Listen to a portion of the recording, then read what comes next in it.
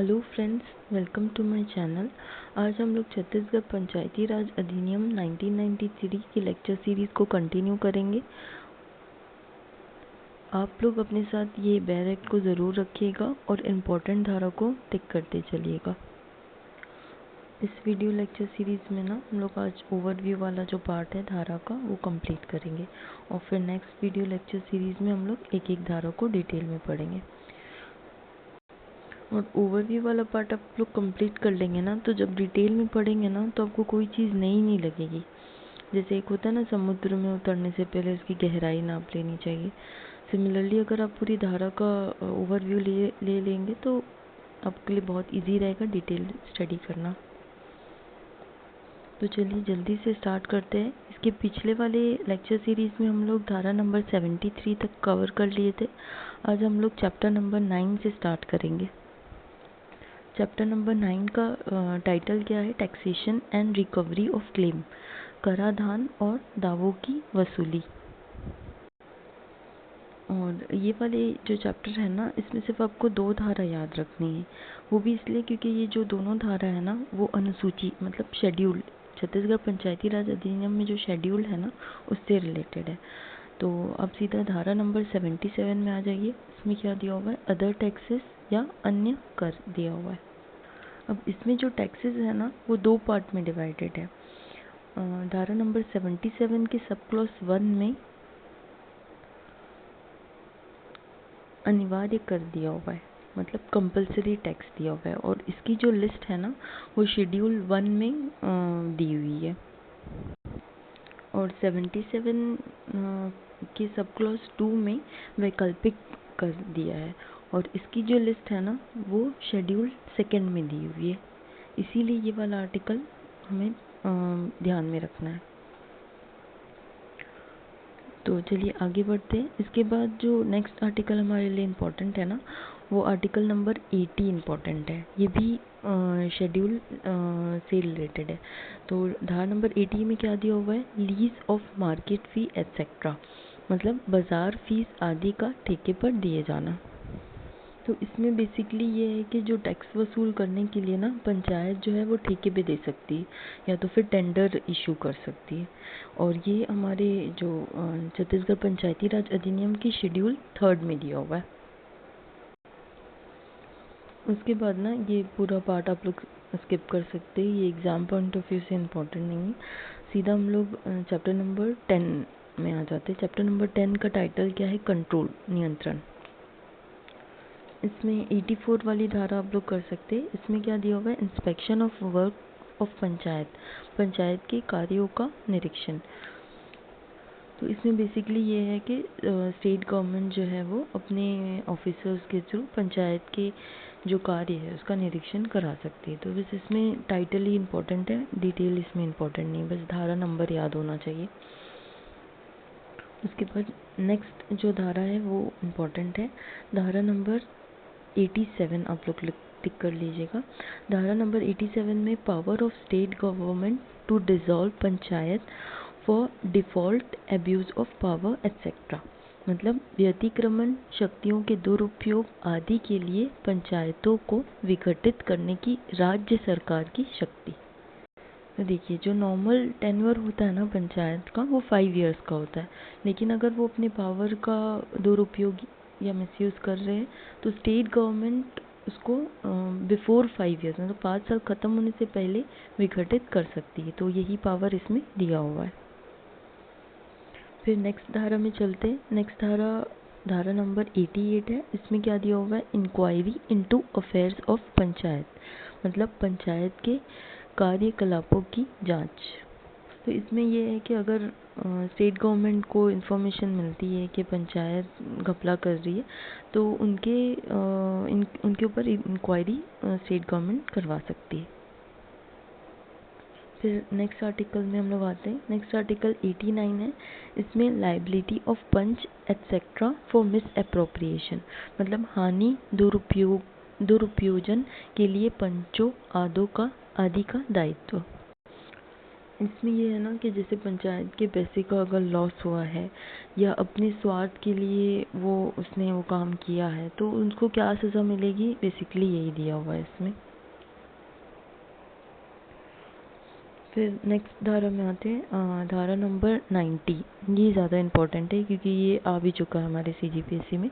तो धारा नंबर 90 में disputes between panchayat and other local authorities, मतलब पंचायतों और अन्य स्थानीय प्राधिकारियों के बीच विवाद। तो इसमें ऐसा है ना कि अगर ग्राम पंचायत या जनपद पंचायत के बीच विवाद है या जनपद पंचायत ज़िला पंचायत के बीच में विवाद है, तो इसमें जो सॉल्यूशन है ना, वो मतलब जो डिसीजन है वो राज्य सरकार लेगी, स्टेट गवर्नमेंट लेगी। यहाँ पे कोई भी जॉइंट मीटिंग का प्रावधान नहीं है। जैसे अगर दो ग्राम सभा के बीच में विवाद होता है तो उसके लिए मतलब संयुक्त बैठक हो सकती, लेकिन अगर ग्राम पंचायत जनपद पंचायत के बीच में विवाद हो या जनपद पंचायत जिला पंचायत के बीच विवाद हो तो यहाँ जॉइंट मीटिंग नहीं होगी। जो राज्य सरकार तय करेगी वही फाइनल होगा। और जो हमारे CGPSC में 17-18 ईयर में जो आया था क्वेश्चन, वो ये था कि जैसे कि ग्राम पंचायत और छावनी बोर्ड के बीच में विवाद होता है तो डिसीजन कौन लेगा। तो उस केस में भी राज्य सरकार लेगी, बट वो केंद्र सरकार की परामर्श लेने के बाद ही राज्य सरकार डिसीजन लेगी। फिर नेक्स्ट आर्टिकल में आते हैं। नेक्स्ट आर्टिकल 91 आप लोग के लिए इम्पोर्टेंट नहीं है, सीधा हम लोग 92 में आते हैं। 92 में क्या दिया हुआ है, power to recover records articles and money, मतलब अभिलेखों और वस्तुओं वापस करने तथा धन वसूल करने की शक्ति। तो इसमें ऐसा है ना कि अगर कोई पर्सन है वहाँ का, लोकल पर्सन है गांव का या पदाधिकारी भी हो सकता है, तो अगर अनऑथराइज तरीके से वो अपने पास पंचायत का कोई डॉक्यूमेंट रखा है तो उसकी वसूली करने की शक्ति दी हुई बेसिकली इसमें। नेक्स्ट आर्टिकल में आते हैं 93। इसमें दिया हुआ है डेलीगेशन ऑफ पावर, मतलब शक्तियों का प्रत्यायोजन, डेलीगेट करने का पावर है। राज्य सरकार ना कुछ शक्तियों को डेलीगेट कर सकती है एक्सेप्ट नियम बनाने की शक्ति। उसके बाद ये पार्ट यहीं ख़त्म होता है। चैप्टर नंबर 11 भी आप लोग स्किप कर सकते हैं, हमारे लिए इम्पोर्टेंट नहीं है। हम लोग डायरेक्ट आते हैं चैप्टर नंबर 12 में। चैप्टर नंबर 12 का हेडिंग क्या है, पेनाल्टी, मतलब शास्ति। तो पहला आर्टिकल इसमें है 98। तो इसमें क्या दिया हुआ है, penalty for acting as panch, member, sarpanch, उप sarpanch, president, vice president when disqualified, मतलब निर्हित हो जाने पर पंच, सदस्य, सरपंच, उप सरपंच, अध्यक्ष, उपाध्यक्ष की हैसियत में कार्य करने के लिए शास्ति। तो इसमें बेसिकली यही है कि अगर उसको पता है ऑलरेडी कि वो डिस्क्वालिफाइड है, निर्हर्त है, फिर भी वो कार्य कर रहा है तो उसके लिए क्या क्या पेनाल्टीज़ है। जैसे कि पंच के लिए 50 रुपीज़ है, सरपंच के लिए 100 रुपीज़ है। तो जब हम लोग डिटेल में पढ़ेंगे तो वो अमाउंट को हम लोग याद। फिर नेक्स्ट धारा में आते हैं, धारा नंबर 99। तो इसमें क्या दिया हुआ है, penalties for interested members voting, मतलब हितबद्ध सदस्यों द्वारा मत दिए जाने के लिए शास्तियाँ। इसमें बेसिकली ये दिया हुआ है कि अगर किसी मेंबर पर्सन का जो है हित छुपा हुआ है और उसकी वजह से वो वहाँ पे वोट करा रहा है तो फिर उसके ऊपर क्या पेनाल्टीज लगेगी, वो दिया हुआ है इसमें। उसके बाद बीच की धारा आपके लिए इम्पोर्टेंट नहीं, सीधा हम लोग धारा नंबर 104 में आते हैं।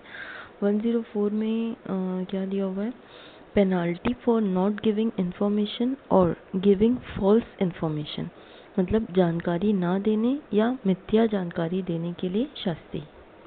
तो इसमें क्या है ना कि पंचायत से ना बहुत सारा डेटा कलेक्ट किया जाता है, मतलब आए दिन उन्हें मतलब डेटा तैयार करना रहता है प्लानिंग के लिए आगे, या तो कोई रिपोर्ट पब्लिश करनी है। तो जब उसमें उन लोग गलत इन्फॉर्मेशन देते या इन्फॉर्मेशन देने से मना करते तो उनके ऊपर क्या पेनाल्टी लगती है, बेसिकली आर्टिकल 104 में यही दिया हुआ है। फिर नेक्स्ट इम्पॉर्टेंट आर्टिकल है 105, प्रोहिबिशन ऑफ बिटिंग, मतलब बोली लगाने का प्रतिषेध। तो इसमें बेसिकली ये है कि अगर कोई संपत्ति की नीलामी हो रही है तो उसमें वो जो ऑफिसर बैठा है वो खुद पार्ट नहीं ले सकता नीलामी में, मतलब वो बोली नहीं लगा सकता उसमें।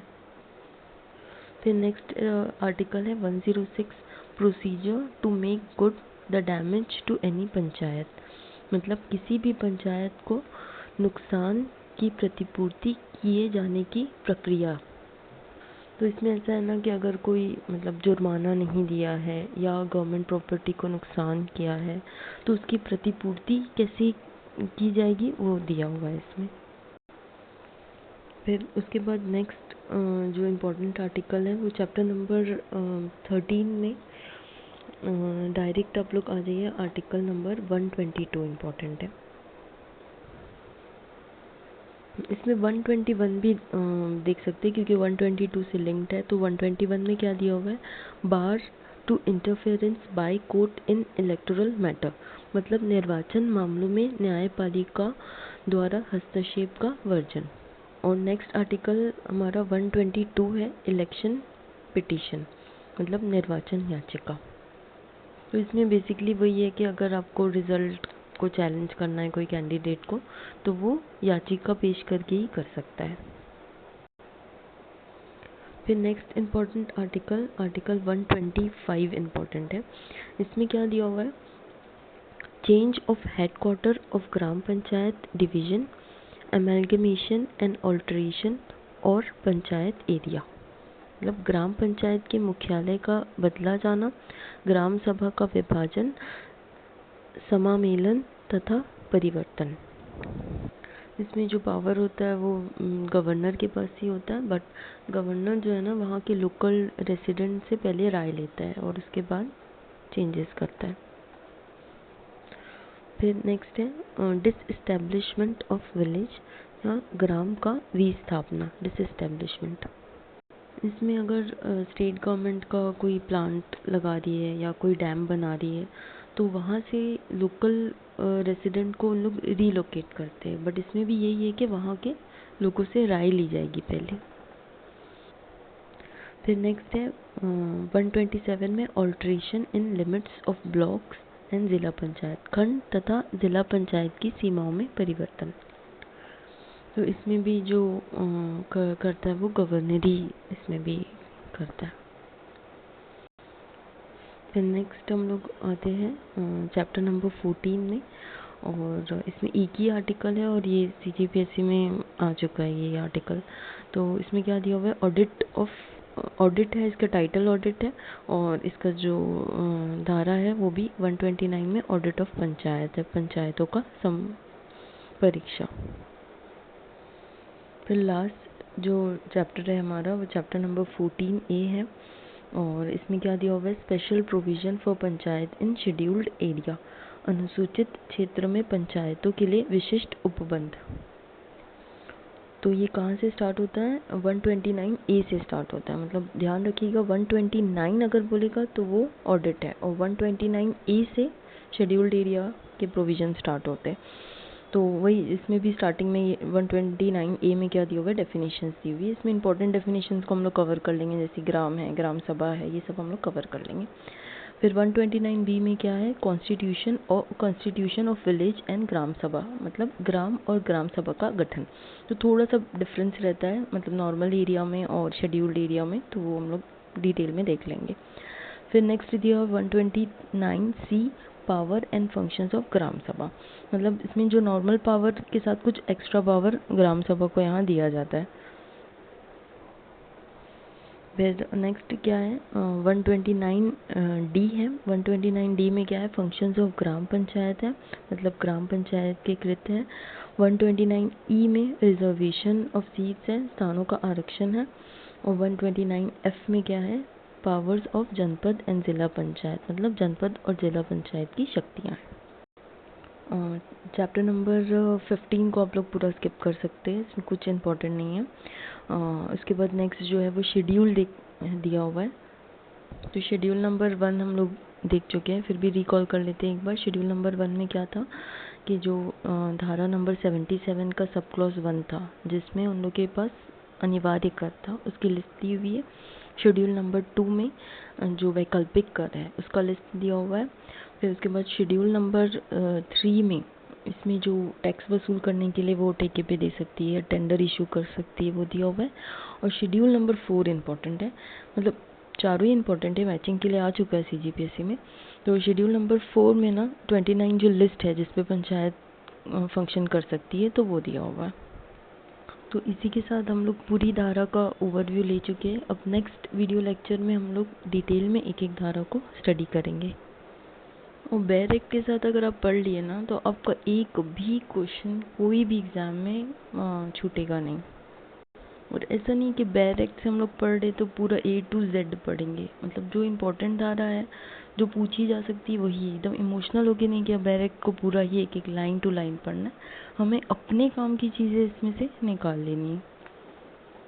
तो चलिए ये लेक्चर को एंड करते हैं और नेक्स्ट लेक्चर सीरीज़ में हम लोग इन डेप्थ स्टडी करेंगे इम्पोर्टेंट धाराओं की। और अगर आपको ये वीडियो अच्छी लगी तो प्लीज़ लाइक, शेयर और subscribe to my channel. Thank you.